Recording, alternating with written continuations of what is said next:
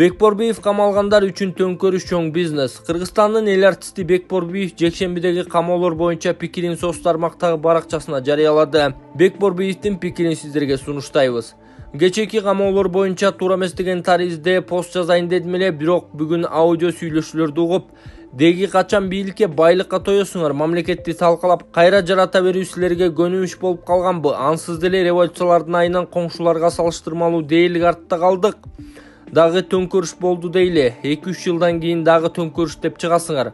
Төңкөрүш силерге бизнеспи? Ооба, эл билет, кээ бириңерге чоң бизнеске айланган. Азыркы бийликти сүттөн ак дебейм, анча-мынча катачылыгы менен, бирок төңкөрүп салгыдай күнөө кыла элек. Кыргызга, Кыргызстанга ак кызматын кылып дагы кылсам деген эле ниетин көрүп билип жатабыз. Чегараны себеп кылып элди дүрбөлөңгө салып келесиңер. Коңшулар менен чегаралар чечилгени эмне жаманбы? Жакшы, карапайым элге жакшы.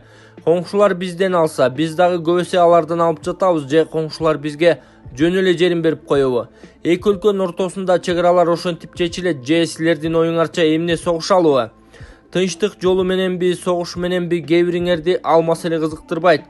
Түрмөдө отурган жакыныңар чыкса, бийликти алсаңар, кызматтарды кучактап отурсаңар болду. Билебиз, азыркы бийликтин душмандары өтө бай, миллионер, керек болсо миллиардерлери бар. Акча албетте көп нерсени чечет, антсе да элдин көзү ачылган кез. 5-10 миң адам аз, өлкөбүздө 7 миллион калк бар, баарына акчаңар жетер бекен?